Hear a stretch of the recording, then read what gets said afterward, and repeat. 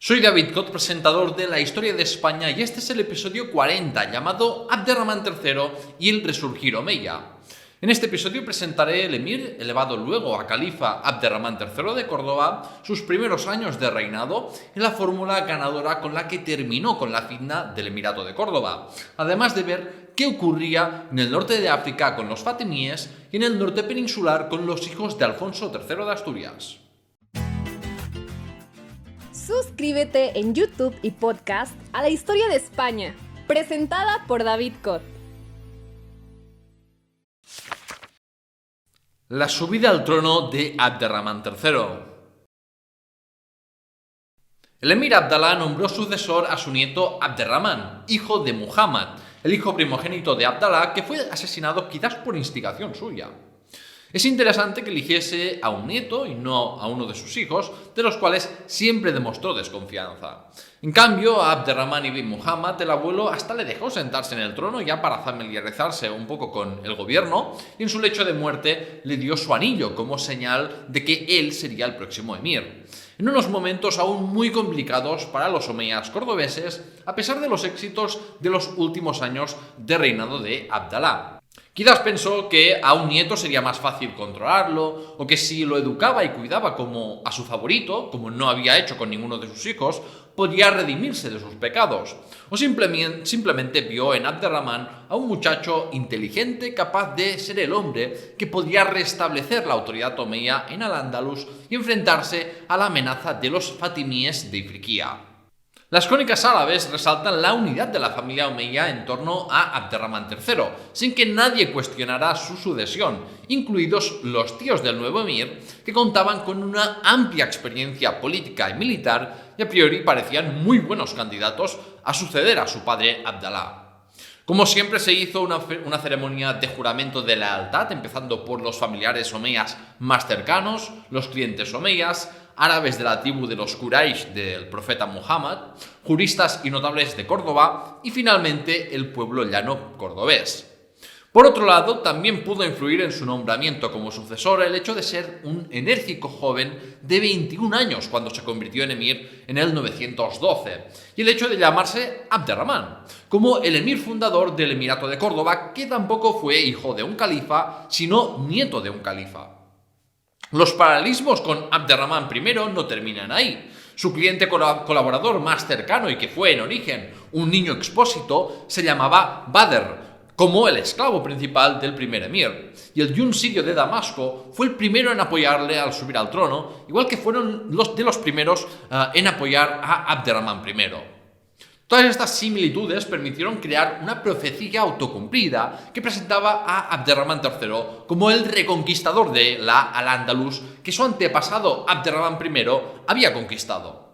Como destaca Maribel Fierro, Abderramán III era el octavo emir omeya de Córdoba, y el número 7 tiene una carga simbólica muy poderosa en el Islam y se repite mucho en el Corán como un fin de ciclo o digamos un cambio de ciclo. Además, los califas de Damasco fueron 14, con el séptimo culminó la conquista de Al-Ándalus y el octavo califa fue Umar II, el califa omeya más admirado por su piedad religiosa y cuyo reinado coincidió con un cambio de siglo en el calendario islámico. Y también del paso de Abderramán a Abderramán III se produjo otro cambio de siglo. Así que el paralelismo con los califas de Damasco era claro. Con Abdalá terminó un ciclo de 7 emires y se iniciaba una nueva era con un nuevo Abderramán que traería un nuevo ciclo de prosperidad para la dinastía omeya. ¿Quién fue Abderramán III de Córdoba? Los logros de Abderramán III son bien conocidos. Heredó un reino fragmentado por la debilidad del gobierno central y las rebeldías internas y con las fronteras musulmanas desprotegidas, pero logró pacificar las provincias interiores y de frontera, y con la reimposición de la autoridad omeya y para combatir la amenaza fatimí, recuperó el título califal que había pertenecido a sus antepasados de Damasco y que en teoría le daba autoridad política y religiosa sobre toda la comunidad musulmana. Convirtió al califato de Córdoba en una potencia política y militar que ejerció su hegemonía sobre la península ibérica, manteniendo a raya la amenaza de los cristianos del norte. Ejerció también su influencia en el Magreb y embajadores de países lejanos venían a visitar Córdoba, convertida en una de las ciudades más grandes y magníficas del mundo.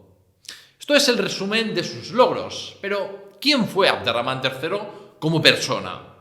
El soberano omeya nació en el 891, el año más crítico para el Emirato de Córdoba, en que Umar ibn Hafsun estuvo cerca de poner bajo asedio la capital, pero fue derrotado en la decisiva batalla de Polei. Nació después de la muerte de su padre, Muhammad, el príncipe que se suponía que debía heredar el trono, y de su madre, pues era una concubina cristiana vascona. Por esto y por el contexto de la época sabía hablar árabe y romance andalusí. Por vía paterna, su abuela era Óneca, hija del rey Fortún de Pamplona, lo que convirtió a la reina toda de Pamplona en tía del emir y califa cordobés, una relación de parentesco que jugó un papel destacable en las negociaciones de paz entre Pamplona y Córdoba. El emir y califa tuvo 16 hijas y 19 hijos, siendo sucedido por su hijo Al-Hakam II en el 961, cuando éste tenía ya más de 40 años, debido al longevo reinado de Abderramán. Físicamente, a Abderramán III se le describe como a un hombre de piel blanca, ojos azules oscuros, rostro atractivo, corpulento y un poco, digamos, regordete, y de estatura media o baja, debido a sus piernas cortas. Además, se tenía que teñir la barba de negro para cumplir con el ideal estético masculino árabe, porque a pesar de que una persona afirmaba ser árabe al tener un ancestro masculino árabe, lo cierto es que genéticamente los emires cordobeses tenían más sangre hispana que de otra cosa, porque en cada generación los emires descendían de una madre esclava de origen íbero. Los panegiristas de la corte omeya describían el carácter de Abderramán III como un hombre justo, generoso, inteligente, firme y audaz, defensor de la ortodoxia islámica, capaz de ser diplomático y perdonar rebeldías, pero también de ser despiadado y tu peor enemigo si lo creía necesario. Y es que las fuentes árabes también le atribuyen una serie de defectos a Abderramán III de Córdoba. Bebía alcohol cuando está prohibido por el Islam y podía tener un muy mal comportamiento cuando se emborrachaba. Promovió la banalidad de la pompa y el lujo, y lo peor de todo era lo cruel y maltratador que podía llegar a ser, sobre todo cuando se elevó a califa y se creía que tenía el derecho a hacer lo que le placiera. Por ello, Ibn Hazm lo comparó con el emir Al-Hakam I. Por un motivo que desconocemos, colgó a unos negros de una rueda hidráulica hasta que fallecieron. En otra ocasión, durante la fiesta del sacrificio, ejecutó pública y personalmente, en presencia de todos los altos dignatarios andalusíes, a un hijo traidor, en emulación a cómo el profeta Abraham mató a su hijo siguiendo la orden de Dios. Y lo peor era pues cómo podían maltratar a las mujeres. Estando borracho con una esclava, quiso besarla y ella se resistió, lo que le valió que el califa ordenase a sus eunucos que marcasen con hierro ardiendo su cara. Y en otra ocasión, otra esclava que rehusó mantener relaciones con el califa y pedía clemencia, terminó siendo decapitada directamente. Debemos contrastar, pues, su papel político, que despierta admiración, con su carácter, que tiene, cuanto menos, muchos claroscuros. ¿Cómo fue posible terminar con la fitna del emirato? Cuando Abderramán se convirtió en emir, la autoridad omeya no se extendía mucho más allá de Córdoba, o más bien estaba la capital bajo su control directo, y luego tenían algunos gobernadores y poblaciones leales en puntos cercanos, pero inconexos, porque muchas veces las vías de comunicación terrestre estaban controladas por rebeldes. Todo esto a pesar de las victorias de Abdalá hacia el final de su reinado, que por otra parte permitieron recobrar un poco el prestigio de los omeyas y permitieron que no hubiera enemigos que se aprovecharan de la sucesión. La situación no era tan crítica como en la década del 890, pero seguía siendo bastante adversa para los omeyas. Así que, ¿cómo pudo revertir la situación el nuevo emir? ¿Cuál es el secreto del éxito reconquistador de Abderramán III? Una de las primeras cosas que hizo Abderramán III cuando sucedió a su abuelo en octubre del 912, fue enviar emisarios por todo Al-Ándalus para obtener juramentos de fidelidad y avisar de que iba a recuperar la gloria de los omeyas en Al-Ándalus, por las buenas o por las malas. Prácticamente todo el mundo respondió de manera favorable y a nivel teórico reconocieron al joven omeya como su soberano, aunque esto es igual que ocurría pues con Abdalá y que salvo por Umar bin Hafsun nadie cuestionaba su legitimidad, pero tampoco quería decir que quisieran ceder la autonomía política casi total que habían ganado. Así que el nuevo emir tenía mucha tarea por delante. Por lo general, los cronistas e historiadores de hace algunos años han atribuido al genio político y militar de Abderramán III el éxito en la reunificación, dándose, una explicación providencial de un hombre excepcional. Pero, si bien ciertamente fue muy hábil, de nada le habrían servido sus cualidades si no hubiera tenido unos recursos claves en su éxito. Un factor decisivo fue que el emir Abdalá fue capaz de mantener a los omeyas como prácticamente la única fuente de legitimidad política en los territorios musulmanes peninsulares. Y esto permitió restablecer con relativa facilidad y más por la vía diplomática su autoridad por el territorio andalusí. También suponía que existieran leales a los omeyas en todos lados. Tampoco se pueden olvidar los éxitos militares del emir Abdalá en sus últimos años de reinado, que permitieron por fin volver a acuñar monedas y llenar los cofres del tesoro con impuestos y contribuciones especiales, y aseguraron así unos recursos económicos a su nieto que por largos periodos el emir Abdalá no tuvo. Que en los 50 años de fitna se fuese consolidando la arabización e islamización y madurando, una sociedad islámica que integrase a los nuevos conversos y elementos no árabes, también ayudó a la causa omeya. El apoyo de familiares y clientela omeya que sin contestación apoyaron al joven emir y del yun árabe sirio de Damasco asentado en Elvira, al que pronto se sumaron los de Emesa y Kinasrin, fueron claves para los primeros éxitos del futuro califa. Ellos fueron los que permitieron que resurgiese el poder de los omeyas en Al-Ándalus. Ya expliqué en el episodio 26, Abderramán I, el halcón de Al-Ándalus, que el núcleo de los clientes omeyas permaneció inmutable durante todo el emirato, y también esas mismas familias que proporcionaban secretarios, ministros y generales llegaron a la época de Abderramán III y monopolizaron el poder pese a la entrada de nuevos hombres en la segunda mitad de su reinado. Que el ejército leal omeya se hiciera más grande no solamente fue posible por lazos de fidelidad antiguos, sino que había motivos menos altruistas, como los crecientes ingresos del tesoro real que permitían más manga ancha en los estipendios de los soldados, las perspectivas de botín de unas campañas que se veían más favorables para el emir que para ningún rebelde, y porque se podía entregar el gobierno de fortalezas y sus dominios como recompensa a soldados leales. Muchos rebeldes de relevancia terminaron recibiendo el amán y trasladándose a Córdoba con sus familias con generosas concesiones, y en muchos casos eran inscritos al registro militar de soldados profesionales del emir. Este fue el caso de algún hijo de Umar ibn Hafsun, de descendientes del rebelde fundador de Badajoz, Ibn Marwan, o de un señor que dominó decenas de fortalezas de Jaén y pasó a ser uno de los hombres de confianza del emir. Los territorios que conquistaba contribuían con más impuestos y con nuevas levas de soldados que antiguamente eran rebeldes, y además se favorecía el desarrollo económico, el comercio y las comunicaciones gracias a la vuelta del orden.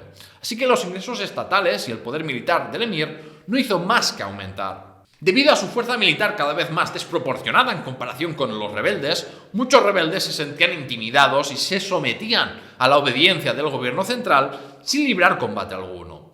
Y que unos rebeldes sometidos volvieran a rebelarse se volvió, mucho más infrecuente con Abderramán que con emires anteriores, debido a que tenían más hombres para guarnecer fortalezas. Pese a todo, muchos persistían en su rebeldía por el poder de liderazgo que ejercían hombres fuertes locales, o sea, no es como si fueran revueltas campesinas desorganizadas, y porque hay que recordar que los omeyas freían a sus súbditos a impuestos, y eso no hizo más que acentuarse al instaurarse el califato. O sea que para mucha gente no estaban claros los beneficios del gobierno omeya. Abderramán abordó la tarea de la reunificación de Al-Ándalus con paciencia y tenacidad y de manera sistemática, manteniendo a sus ejércitos circulando por la península, eliminando dinastías locales infieles y reemplazándolos por hombres de su confianza u otras familias arraigadas en una región que mostrasen fidelidad.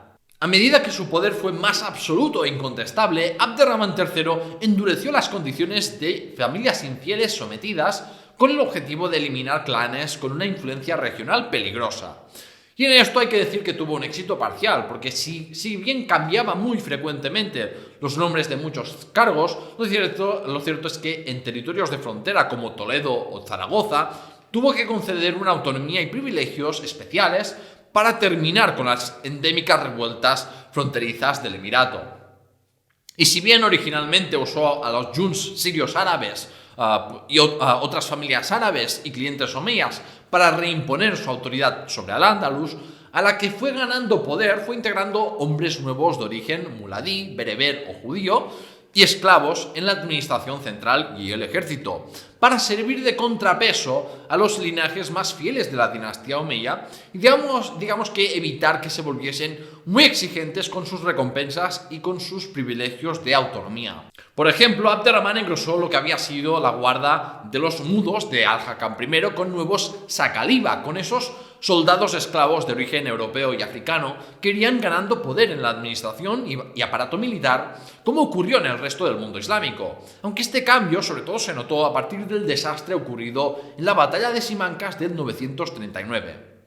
Con su poder más absoluto podía tener una burocracia más profesional y no tan basada en el clientelismo político.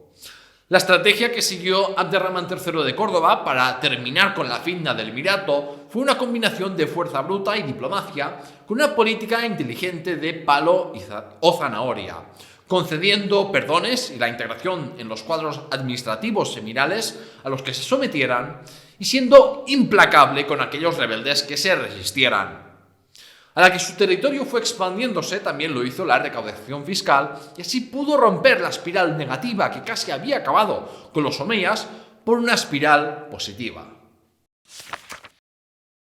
Las primeras campañas reconquistadoras de Abderramán III.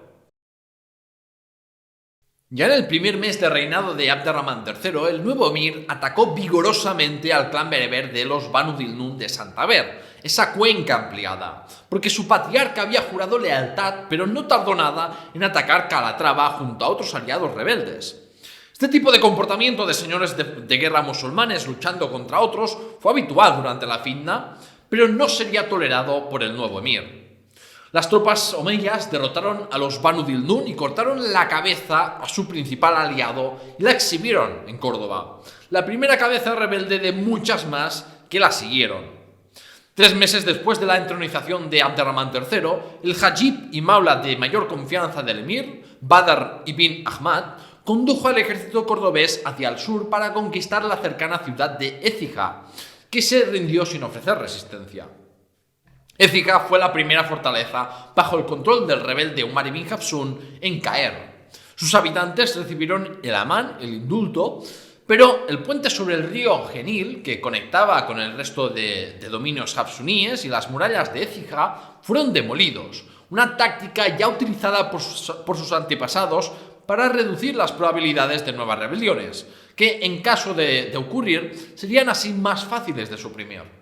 El Alcázar, la ciudadela del gobernador, se dejó intacta con una guarnición omeya y los hombres de Écija se unieron al ejército omeya a cambio de atractivas concesiones y prebendas. Este enfoque diplomático con la zanahoria en vez del palo fue la política más utilizada para reimponer la autoridad central. Es que Abderramán III analizó cada situación particular y negoció rendiciones a cambio de privilegios, prebendas y cargos políticos y militares. En abril del 913 llevó a cabo la alabada campaña de Monteleón contra los territorios hafsuníes y de sus aliados y otros rebeldes locales del este de Andalucía, en Jaén y Granada. El soberano cordobés dirigió personalmente sus tropas. Fue un gobernante guerrero, a diferencia de su abuelo que solo lo hizo en momentos muy críticos. Las tropas omeyas conquistaron fortaleza tras fortaleza y las rendiciones de decenas de ellas se sucedieron, muchas sin oposición después de la quema del castillo de Monteleón y la masacre de muchos de sus defensores, mientras que Umar ibn Hafsun falló en su intento de conquistar Elvira, la urbe que precedió a Granada en su región. Para garantizar la lealtad de quienes se rendían, Abderramán III exigía el envío de rehenes a Córdoba, el pago de impuestos y colocar a sus propios hombres en las guarniciones. Y en muchos casos los husun o poblados fortificados fueron completamente desmantelados a medida que se reimpuso la autoridad omeya y se forzó el asentamiento de su población en la llanura para tenerlos más controlados. Abderramán adoptó un enfoque de guerra total y las mismas tácticas de tierra quemada de su abuelo contra ciertas zonas. Por ejemplo, incendió los suburbios de la fortaleza hafsuní de Fiñana, en la provincia de Almería, y las tropas omeyas devastaron el campo de las Alpujarras, en Sierra Nevada, Granada. Incluso bombardeó con catapultas una fortaleza hafsuní de las Alpujarras y cortó el suministro de agua para forzar la rendición de sus defensores muladíes, la mayoría de los cuales fueron indultados, mientras que unos pocos, en su mayoría cristianos, fueron decapitados, porque recordemos que los musulmanes podían ser perdonados, pero los cristianos, al romper el pacto de los demíes, eran penados con la muerte. Al año siguiente volvieron a pasar por las coras de Málaga y Algeciras para quemar todas las naves de los seguidores y aliados de los hafsuníes y realizar un bloqueo naval para evitar que Umar ibn Hafsun consiguiera mercenarios y suministros desde el norte de África, especialmente desde el peligroso califato fatimí que se había establecido recientemente. Ibn Hayyan informa de que las naves de marineros leales de Málaga, Sevilla y otras ciudades fueron dotadas de fuego griego, les ordenó patrullar por toda la costa desde Algeciras a Tutmir y desde entonces leales omeyas dominaron el mar de Alborán. Desde el principio, el mar era un frente importante para terminar con la finda, mantener controlada la amenaza del califato fatimí y afirmar una hegemonía naval sobre el occidente mediterráneo. La rebelión hafsuní quedó muy debilitada por el daño económico y por quedar aislados y confinados de nuevo a los montes malagueños, que fueron el epicentro inicial de la rebelión. En la campaña del 914, el joven emir recuperó el control sobre Baza y Málaga. Esta última siempre fue una de esas ciudades leales que no podía establecer contacto regular con Córdoba por estar los caminos plagados de rebeldes. Y es que uno de los principales objetivos militares de la campaña fue destruir las fortalezas hafsuníes que amenazaban Málaga.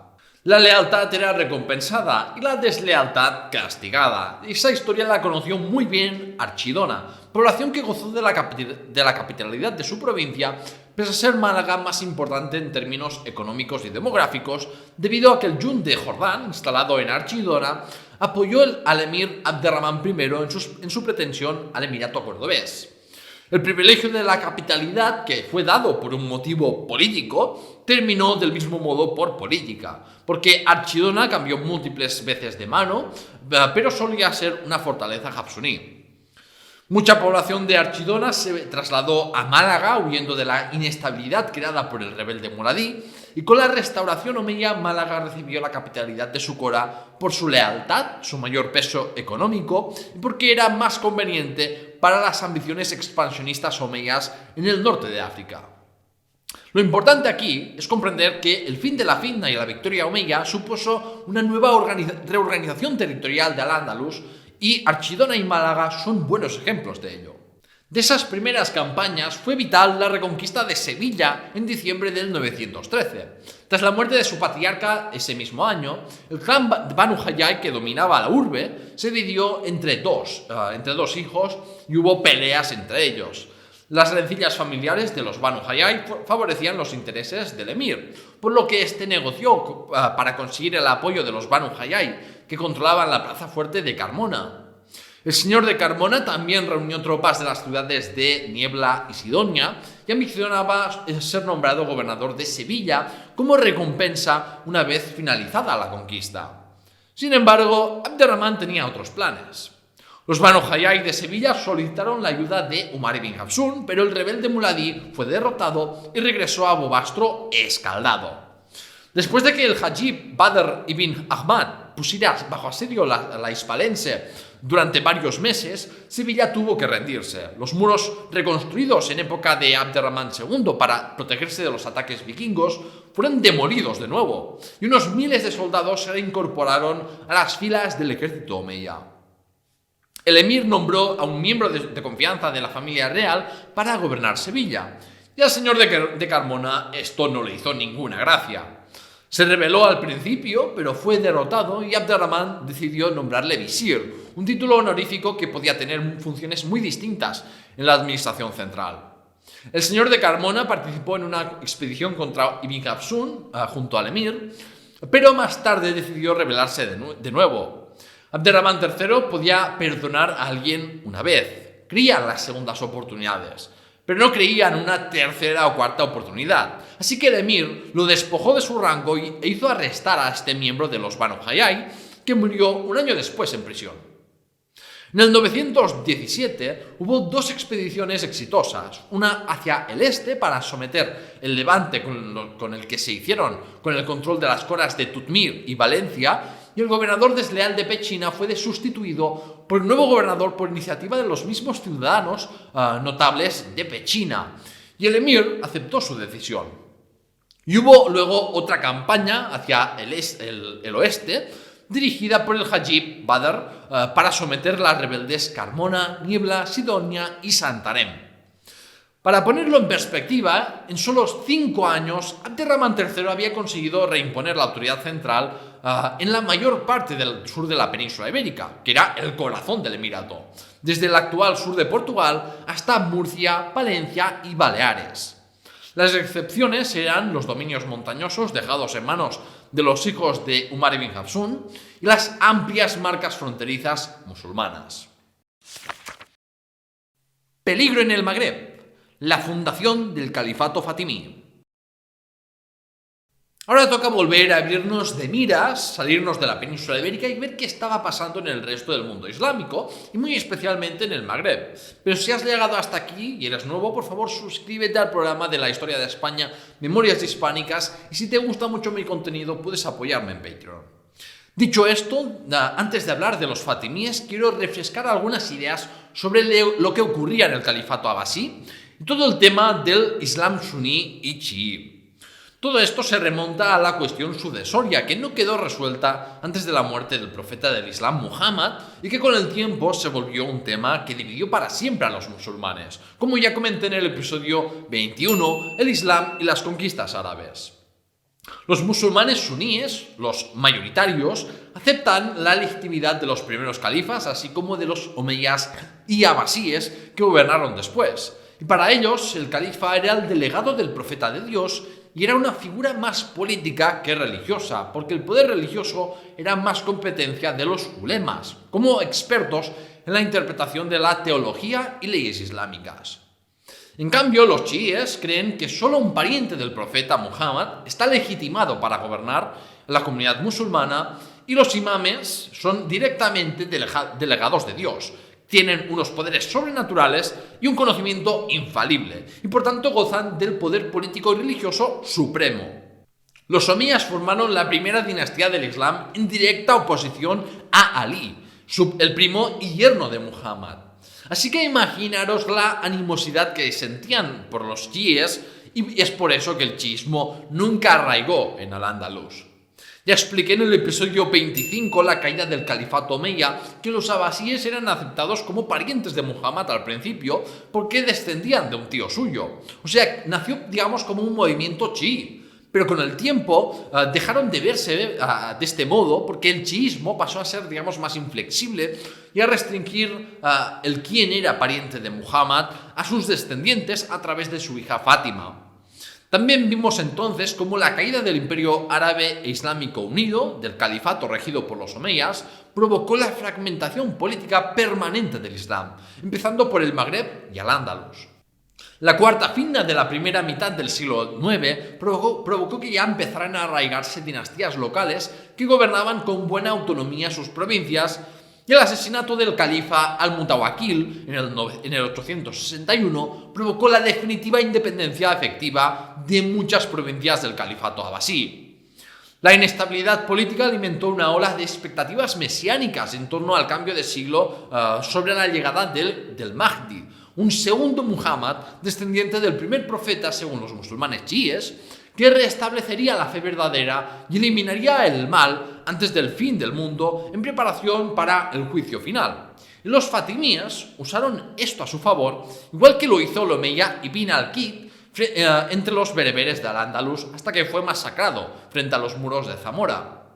Los fatimíes propagaron el ismailismo, la rama chií que afirma que el séptimo imán fue Ismail ibn Jafar y que éste se ocultó para regresar como Mahdi antes del fin de los tiempos y terminar el séptimo de los 7 ciclos de la historia empezados por 7 profetas. Y es que volvemos a la idea de que el número 7 tiene una fuerte carga simbólica en el Islam. Por supuesto que una vez en el poder, viendo que las conquistas se frenaban y que no estaba a punto de terminarse el mundo, pues los fatimíes tuvieron que abandonar los aspectos apocalípticos de su discurso de legitimación. Pero esa es otra historia. Su base legitimadora consistente a lo largo de su historia fue que los fatimíes eran descendientes de Ali y Fátima, y por lo tanto del profeta Muhammad, a través de su hijo Husayn, en vez de Hassan, como los idrisíes de Marruecos, afirmaban que solo los descendientes de esta rama estaban legitimados para gobernar política y religiosamente la comunidad musulmana, porque claro, no iban a aceptar que hubiera otros pretendientes a su mismo nivel. Curiosamente, numerosos biógrafos acusan a Said ibn al-Husayn, fundador de la dinastía fatimí, que luego fue conocido como al-Mahdi Billah, de formar parte solo de la familia que actuaba de intermediaria de confianza entre el imam oculto y la comunidad musulmana. O sea que las pretensiones de los fatimíes podrían haberse basado en una burda mentira.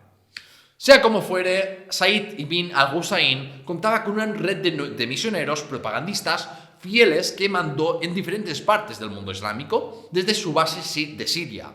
Por ejemplo, provocó el levantamiento de los beduinos de Siria, pero fueron derrotados por los abasíes. Y donde triunfó el levantamiento fue en Ifriqiya, que corresponde con las actuales Túnez, noreste de Argelia y occidente de Libia. El Emirato Aghlabi estaba inmerso en la conquista de Sicilia y había descontento entre las élites dirigentes de Ifriqiya por el régimen opresivo del emir Aghlabi. Pero el germen del levantamiento fatimí se encuentra en el éxito proselitista de un misionero ismailí llamado Abu Abdallah, que predicó entre los bereberes kutamas del oeste de Ifriqiya, que solo estaban nominalmente bajo el Emirato Aghlabi. Los bereberes kutamas profatimíes empezaron por hacerse con el control del este de Argelia, y debido a estos éxitos militares, Abu Abdallah le pidió al Mahdi que viniera en persona a Magreb, aunque este tomó refugio en Sijil Massa, la ciudad que servía de oasis comercial para el comercio transsahariano al sureste de Marruecos. De ahí, Said ibn al-Husayn fue encarcelado por considerarlo un rebelde. En todo caso, para el año 909, la insurrección había triunfado y habían eliminado a los aghlabíes, todo bajo el mando de Abu Abdallah, que aún no había revelado la identidad del Mahdi. Y es que esta historia, de hecho, es muy similar a la revolución abasí, con un movimiento militar original que no sabía ni para quién estaban peleando exactamente hasta poco antes de la victoria final. Tanto es así que Abu Abdallah terminó asesinado por considerarlo demasiado influyente, igual que su homólogo revolucionario abasí, Abu Muslim.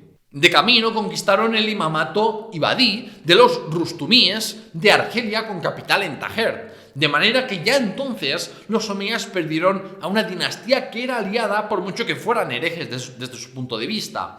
Y muchos musulmanes ibadíes tuvieron que emigrar hacia el inhóspito desierto del sur de Argelia para poder vivir en paz. El gobernador de Sijil Massa no tuvo otra que huir y dejar que su ciudad fuera saqueada, y ahí al-Mahdi Billah se presentó ante las tropas que habían luchado por su causa y se anunció como califa, siendo proclamado Mahdi frente a los ciudadanos de Kairouan en enero del 910, y anunció la nueva oración para las mezquitas de sus dominios de Ifriqiya y que su objetivo sería la conquista del mundo de acuerdo a los designios de Dios. Así es como fundó el califato fatimí, pero lo relevante para nuestra historia es por qué era una amenaza para los omeyas que gobernaban Al-Ándalus. Los fatimíes se proclamaban descendientes del profeta Muhammad a través de su yerno Ali y su hija Fátima. Difícilmente podía existir un linaje más prestigioso para cualquier musulmán, y solo por su ascendente podían movilizar muchos apoyos a su favor, pregonando acabar con la tiranía de musulmanes usurpadores y aplicar toda la doctrina de Muhammad. El supuesto linaje fatimí podía ser más bien visto que el de los omeyas, que son recordados en el Islam como una familia poderosa de la Meca que originalmente se opuso firmemente a Muhammad. La dinastía idrisí de Marruecos, establecida poco después de que Abderramán I hiciera lo propio en la península ibérica, no suponía realmente ninguna amenaza para los omeyas, pese a ser también descendientes de Alí, porque desde el siglo IX que fragmentaron los dominios idrisíes entre varios familiares, y se puede decir que se berberizaron culturalmente y fueron figuras políticas más simbólicas y mediadoras de conflictos que con un poder, digamos, más efectivo. Los fatimíes eran distintos, eran muy ambiciosos, se proclamaban califas y expandieron su influencia política, militar e ideológica rápidamente. Se presentaban como los únicos imames chiíes con todas sus prerrogativas de poder ilimitado y como humanos con poderes sobrenaturales delegados de Dios. Y tener a alguien así tan cerca de tus fronteras era para tomártelo en serio. La amenaza fatimí fue uno de los principales motivos, cuando no directamente el principal, por el que Abderramán III retomó el título de califa de sus ancestros de Damasco. En las décadas venideras se libró en el occidente magrebí una guerra subsidiaria entre fatimíes y omeyas, que al motivo ideológico hay que añadirle la lucha por el control directo de las rutas comerciales transsaharianas, por el acceso al oro y a los esclavos del Sudán occidental, es decir, de las actuales Mauritania, Mali, Níger y Nigeria. Después de ganarse solo de manera fugaz el apoyo de Umar ibn Hafsun a la causa fatimí, como veremos ahora a continuación, el siguiente momento de conflicto entre omeyas y fatimíes ocurrió en el 917, cuando los fatimíes marcharon contra el emirato de Nekor de los Banu Salih, que eran vasallos de los omeyas, y mataron a su señor. Los hijos del emir Salihí viajaron desde la bahía de Alucemas al puerto de Málaga y buscaron refugio en la corte cordobesa de Abderramán III debido a los lazos de fidelidad que mantenían. El omeya los trató generosamente y 2 años más tarde uno de los Banu Salih reconquistó Nekor, reconociendo la autoridad superior del soberano omeya.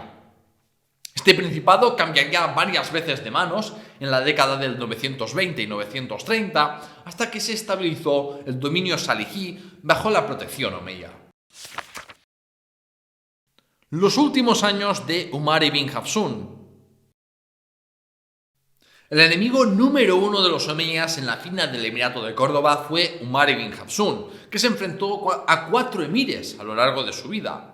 Abderramán III centró sus esfuerzos en terminar con el ya anciano Umar ibn Hafsun antes de centrar su atención a las fronteras andalusíes y a ejercer su influencia fuera de la península ibérica. En la campaña de Monteleón del 913, de la que he hablado antes, Abderramán III mandó ejecutar a numerosos cabecillas militares hafsuníes, es decir, el emir terminó con la vida de recursos humanos clave para mantener viva la llamada una rebelión hafsuní ya muy agotada por la falta de éxitos y de impulso triunfal. En ese mismo año, 2 diplomáticos propagandistas del recién establecido califato fatimí visitaron Bobastro, y eso plantea dudas sobre qué clase de programa y orden político quería implementar el rebelde muladí y sus conexiones con elementos foráneos. De acuerdo a una crónica árabe, fue Umar ibn Hafsun el que contactó con los conquistadores de los dominios de los aglavíes y rustumíes, y los emisarios le incitaron a jurar obediencia al imán fatimí y aceptar la recepción de misioneros ismailíes. Hafsun adoptó el rito chií y envió su voto de fidelidad al califa fatimí al-Mahdi Billah, aunque siempre se dirigió a él llamándole solo soberano o rey y no califa. Y a cambio este reconoció el dominio de Umar ibn Hafsun sobre todo al Andalus en sustitución a su enemigo común, la dinastía omeya. No más de 2 años después, Umar abandonó esta alianza, quizás porque no quería verse sometido a una autoridad superior y porque tampoco había ninguna base social musulmana chií en Al-Ándalus. Tenían más ventajas mantener una ambigüedad religiosa que pudiese atraer a cristianos y musulmanes suníes por igual que introducir desde cero la ideología fatimí y el islam chií. En el 915 se sintieron los efectos de la grave sequía que azotó la península ibérica en el año anterior y provocó una hambruna generalizada que se juntó con una epidemia que causó miles de muertos, por lo que ni los leoneses ni los andalusíes emprendieron nuevas expediciones ese año. Por ello, el emir no pudo continuar con sus devastadoras campañas contra Umar ibn Hafsun y esta situación les obligó a sentarse a hablar. Con la intercesión del obispo de Bobastro y del hajib Badr ibn Ahmad, el anciano rebelde accedió a poner fin a su rebelión y aunque los términos no están claros, Umar y sus partidarios conservaron muchas fortalezas sin la intervención efectiva del emir. Algunos de los partidarios de Ibn Hafsun se mostraron descontentos por esta rendición, pero el exhausto Umar solo quería la paz en sus últimos años de vida. Nombró heredero a su hijo mayor Jafar y otro hijo, llamado Sulaimán, consiguió el apoyo de descontentos, principalmente cristianos, para sublevarse contra la voluntad de su padre en la fortaleza de Úbeda. Para demostrar la lealtad del emir hacia el emir, Umar ibn Hafsun atacó a su propio hijo Sulaimán y tras obligarle a rendirse, Ibn Hafsun se retiró a Bobastro llevando a su hijo arrestado, que mantuvo preso durante algunos meses. El emir nombró a un cristiano gobernador de Úbeda en un intento seguramente de reconciliarse con esta comunidad. Pero por segunda vez Sulaimán aprovechó su libertad para capturar Úbeda, su padre lo asedió de nuevo, pero esta vez tuvo que intervenir el ejército omeya para forzar su rendición y a Sulaimán le concedieron el perdón y fue llevado a Córdoba integrado con el ejército con un buen estipendio. Enfermo y anciano, con muchos antiguos seguidores que lo abandonaron por su debilidad física, sus derrotas y su sometimiento a Abderramán III, en sus 72 años, Umar ibn Hafsun murió en su bastión malagueño a principios del 918. Los omeyas interpretaron este hecho como una señal divina y un presagio que anunciaba la erradicación de las sediciones en todo Al-Ándalus. No obstante, los descendientes del rebelde Muladí continuaron su lucha durante una década más. Pero sin un líder carismático como su padre y con los éxitos políticos y militares del emir Abderramán III, los rebeldes hafsuníes solo pudieron ponerse a la defensiva hasta su completa derrota. Los hijos de Alfonso III de Asturias reinan. Mientras Abderramán III tenía tarea por delante para terminar con la finda del Emirato de Córdoba, ¿qué estaba ocurriendo en el norte peninsular? Pues ya vimos en el episodio 37, el reinado de Alfonso III de Asturias, cómo Alfonso fue depuesto por sus tres hijos desagradecidos que se repartieron los dominios de su padre en el 910.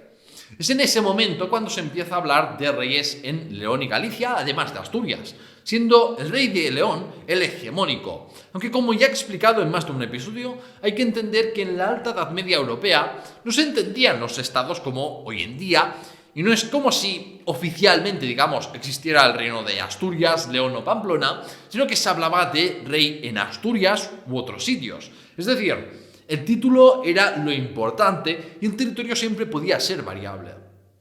García, el hijo primogénito, fue quien gobernó sobre León, Castilla y Álava, y era reconocido como superior por sus hermanos. Ordoño se quedó con Galicia y las tierras portuguesas, y el hermano más pequeño, Fruela, se quedó gobernando Asturias, el solar original del reino. El epicentro político no es que se desplazase de un día para otro de los protegidos montes cántabros a la meseta norte, fue un proceso gradual que ya empezó antes del 910, pero que no se consolidó hasta mediados del siglo X, con Ramiro II, que fue el que verdaderamente consolidó León como una sede regia, ya que hasta ese momento parecía tanto más importante políticamente Zamora que León. Por desgracia, no tenemos unas crónicas de la calidad de las crónicas asturianas para las primeras décadas del Reino de León, así que tenemos noticias cronísticas bastante escuetas del siglo X. Sabemos que el rey García I de León inició una incursión contra Toledo en el 911, donde saqueó la campiña y capturó varios centenares de esclavos. Los anales castellanos primeros nos cuentan cómo en el año 912 tres condes castellanos incorporaron Roa, Osma, Aza, Clunia y San Esteban de Gormaz para llevar la frontera castellana también hasta el río Duero, con la aprobación del rey García I de León.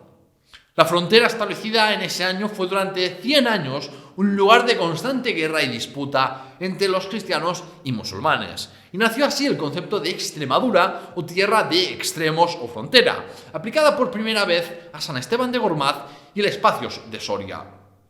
García también apoyó las pretensiones de los castellanos de conquistar la región de La Rioja, que era codiciada por los pamploneses y defendida por los Banu Qasi, que aún se resistían. De repente, el monarca leonés cayó enfermo y murió en Zamora tras poco más de 3 años de reinado.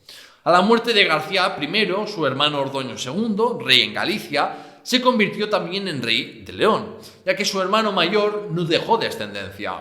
La proclamación de Ordoño II como rey de León fue recibida con mucho entusiasmo por los nobles y obispos del reino, ya que antes de su acceso al trono leonés, Ordoño destacó luchando contra los musulmanes del occidente andalusí. Cuando aún solo era rey en Galicia, Ordoño consiguió ocupar Évora, capital de la región portuguesa de Alentejo, en la mitad sur de Portugal, donde todos los hombres fueron asesinados y casi 4.000 mujeres y niños esclavizados. Según la crónica anónima de Al-Nasir, se cuenta que no había memoria en Al-Ándalus de un desastre del Islam por parte del enemigo tan afrentoso y terrible que este. Fin de la cita. No está de más remarcar algo que algunos en su narrativa nacional católica de la historia de España convenientemente omiten, y es que los cristianos esclavizaban y hacían estragos igual como lo podían hacer los musulmanes, solamente que en la Alta Edad Media el poderío militar musulmán aún era superior y por eso no podían hacer tanto daño los cristianos. Los musulmanes de las fronteras debieron experimentar durante esos años la sensación de inseguridad que predominaba entre los cristianos. Por eso, todos los habitantes de las comarcas cercanas empezaron a construir o reforzar sus murallas y castillos.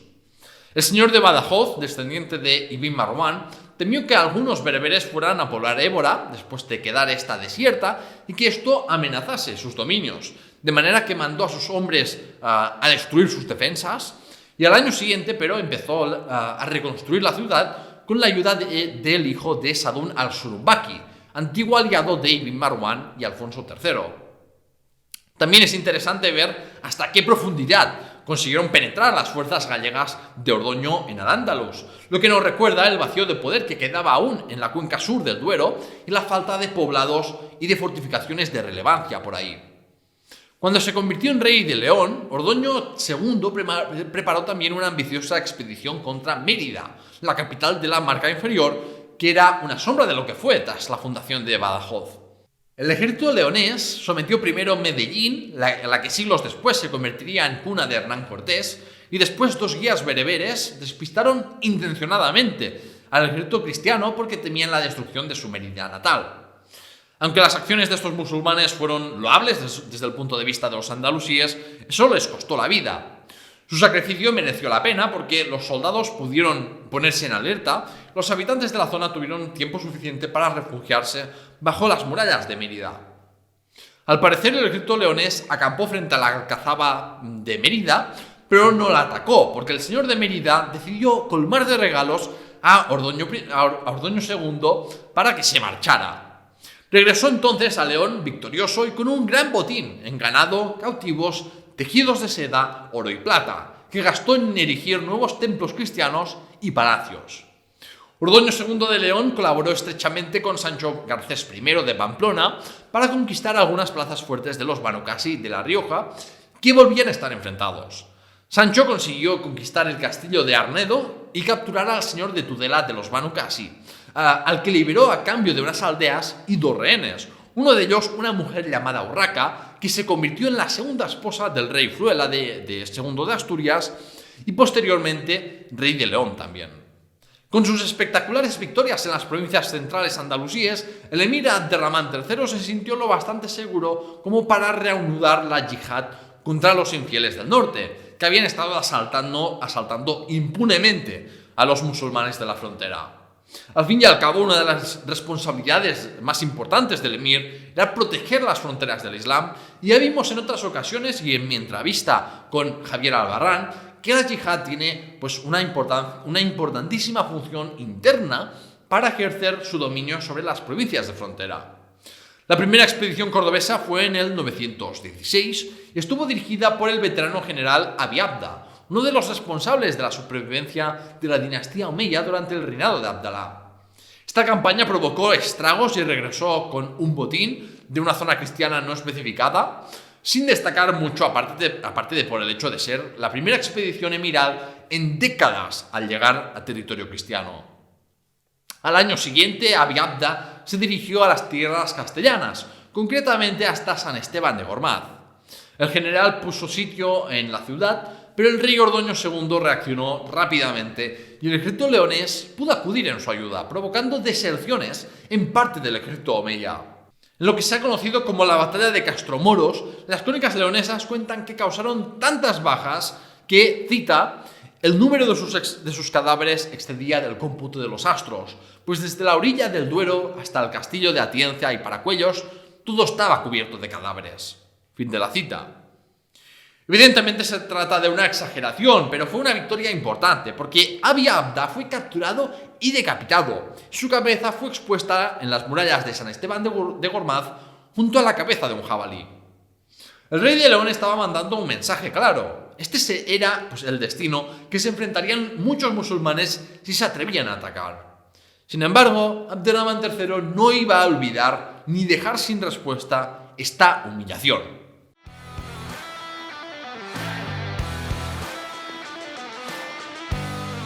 ¡El veredicto! En el veredicto de hoy quiero profundizar en la idea de separar la figura política de la personal, o más en general de separar los logros en el campo profesional, digamos, del cómo es una persona. Eso viene a cuenta de lo que he dicho de Abderramán III, que es muy ensalzado por su labor política, pero poco se habla de que podría convertirse en un sádico maltratador. O sea que es muy cuestionable que fuera una buena persona. Este matiz ha sido importante de recalcar, por ejemplo, al valorar al rey Juan Carlos I.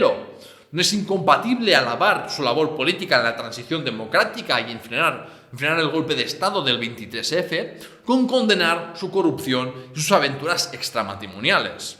Creo que muy especialmente en esta época de redes sociales se glorifica o se condena y cancela a toda una persona, a la totalidad de una persona y no a partes de ella. Y esto se hace con demasiada facilidad, cuando hay toda una escala de grises entre medio. Me gustaría escuchar tu opinión sobre este tema tan de actualidad en los comentarios. Y con esto, el veredicto termina. Antes de terminar, quiero darles las gracias a Bruno Coro por convertirse en mecenas de la historia de España y Memorias Hispánicas en Patreon. Y tú también puedes contribuir al mantenimiento del programa y conseguir numerosos beneficios siguiendo los enlaces de la descripción. Ahí también encontrarás las redes sociales y Discord, aunque últimamente reconozco que estoy bastante inactivo porque priorizo otras cosas de mi vida.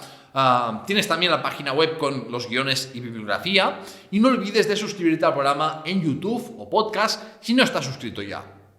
En el siguiente episodio seguimos la narrativa de la historia política peninsular en la década del 920, con las luchas entre cristianos y musulmanes en la Marca Superior y el fin de los Banu Qasi, el fin de la rebelión Hafsuní y de la Fitna y la declaración del Califato de Córdoba. Muchas gracias por escucharme y hasta la próxima.